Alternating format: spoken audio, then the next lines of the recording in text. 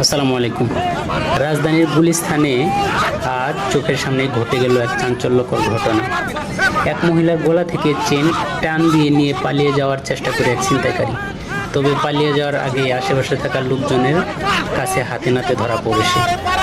এরপর উত্তেজিত জনতা তাকে হালকা ও ভারী আকারের কিছু তদারকের ব্যবস্থা করে পরে তাকে ঘটনাস্থল থেকে ছেড়ে দেওয়া হয় এবং সে সেখান থেকে চলে যেতে সক্ষম হয়।